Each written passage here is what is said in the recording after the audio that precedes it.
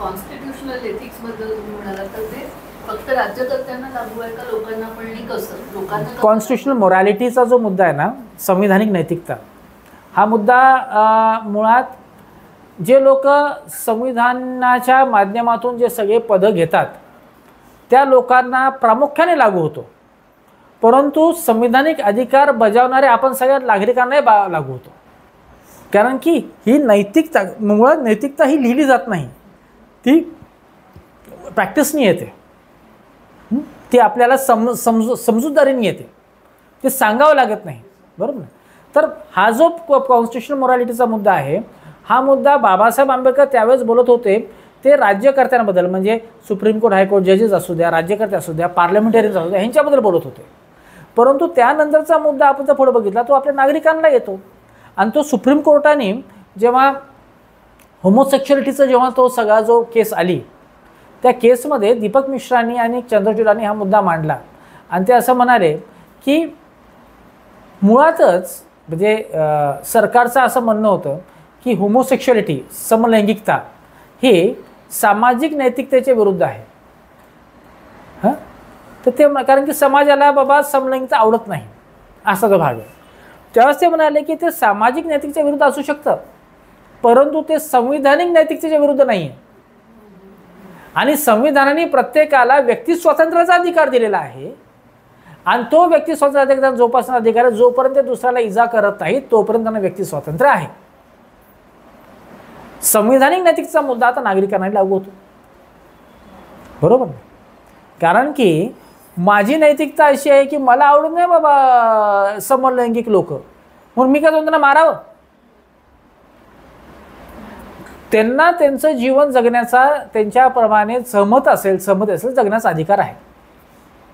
आणि म्हणून constitutional morality असं म्हणते की आपण माझी सोशल मोरॅलिटी त्याच्यावर टाकता कामा नये. दुसरं एक उदाहरण देतो की सामाजिक नैतिकता असं म्हणते की महिलेने देवाच्या गाभाऱ्यात जाऊ नये, स्त्रियांनी देवाच्या गाभाऱ्यात जाऊ नये. संविधानिक नैतिकता असं म्हणते की तुम्हाला असं नागरिकांमध्ये असमान वागणूक देता कामा नये. हां, स्त्री आणि पुरुष दोघं समान आहेत, तुम्हाला असं असमान वागवता येणार नाही. आता ही कॉन्स्टिट्युशनल मोरॅलिटी. तुमच्या प्रश्नाचं उत्तर असं आहे की बाबासाहेब जेव्हा बोलत होते तेव्हा ते राज्यकर्त्यांबद्दलच बोलत होते, परंतु आत्ता जर आपण बघितलं की सुप्रीम कोर्टाने संविधानिक नैतिकतेचा मुद्दा हा नागरिकांपर्यंत आणून ठेवलेला आहे, तो आपल्याला लागू होतो. नवीन समाज कसा बनेल? आपण संविधानिक राष्ट्रवादाची भाषा बोलतो ना, मग आपण असं म्हणतो का की शेवटी काय माहिती आहे का की आपण आहे ना लोकांवरती 5000 वर्षाचा इतिहास लादता कामा नये. कारण की हा 5000 वर्षाचा इतिहास सगळ्यांचा समान नाही आहे, लक्षात घ्या. हा इतिहास समान नाही आहे. आपण एक देश बनलो कारण की ह्या सगळ्या प्रक्रियेमध्ये ब्रिटिश आले, त्यांनी राज्य केलं, त्यांनी काय राज्य रजवाड्यांना आपल्या हातात ठेवलं आणि जेव्हा सोडून गेले तेव्हा पटेलांनी, नेहरूंनी, आंबेडकरांनी, गांधींनी त्याचा एक देश बनवला. हा देश बनत असताना आपण असं म्हणलं की आपण हा जो देश बनवता गणराज्य बनवूया आणि फेडरल संघराज्य बनवूया. संघराज्य बनत असताना असं म्हटलं की ठीक आहे आपण भाषावार प्रांत रचना करूया. आता आपण असं म्हणता कामा नये की माझी भाषा तुझ्यावरती मी लादणार आहे. का? कारण की ती फार प्राचीन आहे. तो म्हणतो माझी तुझ्याहून प्राचीन आहे, माझी अभिजात भाषा आहे. तमिळ, मल्याळम, तेलुगू या संस्कृतपेक्षा जुन्या भाषा आहेत आणि त्यांचा उगम संस्कृतमध्ये नाही आहे. आता तिथे हिंदी ही राष्ट्रीय भाषा म्हणून तुम्ही लादणार असाल तर ते म्हणतात काय माहिती आहे का, एक प्रश्न लक्षात घ्या. त्यांचं म्हणणं असं आहे की तुम्ही तुमचा काहीतरी एक भ्रमक इतिहास आमच्यावर लादू नका. आपल्या सर्वांची एक कॉमन अंडरस्टँडिंग सुरुवात झालेली 1950ला की आपण एक संविधान स्वीकारले, संविधानाची मूल्य स्वीकारलेत. नसता आम्ही वेगळे होते, चोला राज्य, तुमचं वेगळं होतं काहीतरी मुघल राज्य आणि ह्यांचं वेगळं होतं मराठा राज्य, ह्यांचं काहीच आपलं एक नव्हतं.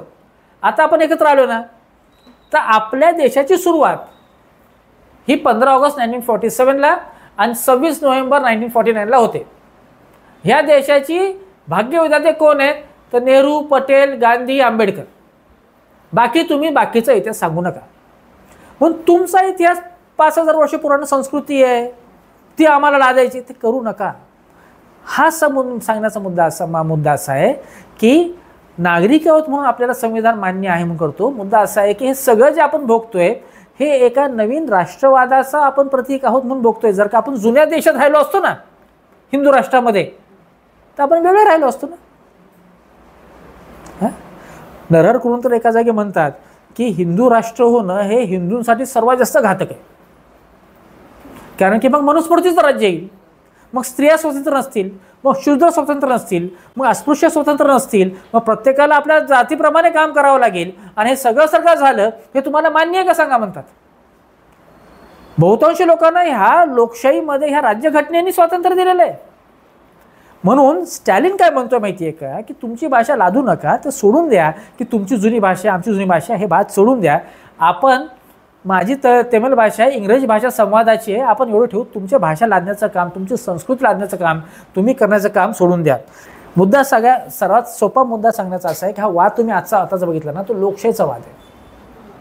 तो वाद हा आहे की आपण एक कॉमन लाईन ऑफ रेफरन्स पकडली आहे, आणि लाईन ऑफ रेफरन्स आहे 26 नोव्हेंबर 1949, जेव्हा ह्या राज्यघटनेचा अंमल झाला.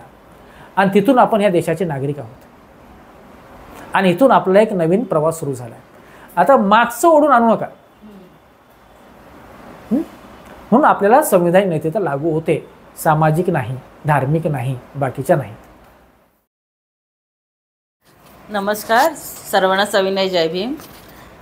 डॉक्टर बाबासाहेब आंबेडकर जयंतीनिमित्त आपण हा कार्यक्रम घ्यायचा होता, आणि खूप प्रयत्न होते की नवसागरे सरच असायला पाहिजे, म्हणून तारीख पण आपण थोडी पुढे घेतलेली. कारण आपल्याला असेच हवे होते की आपल्या मनातले प्रश्न आणि बाबासाहेबांनी जी लिहिलेली लोकशाही आहे आणि सध्या जे आपण सगळे बघतो आहोत, आपल्याला अभिप्रेत असलेली लोकशाही, आपण कशा पद्धतीने पुढे जाऊ शकतो आपले प्रश्न आणि त्याचे उत्तरं शोधताना.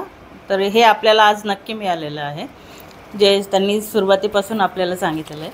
तर मी मनापासून सरांचं धन्यवाद मानते, आणि असं नक्की विनंती करते की आम्हाला तुम्ही वेळोवेळी पुन्हा नक्की यावं, आणि आपल्या सर्वांचे मनापासून धन्यवाद मागते. धन्यवाद.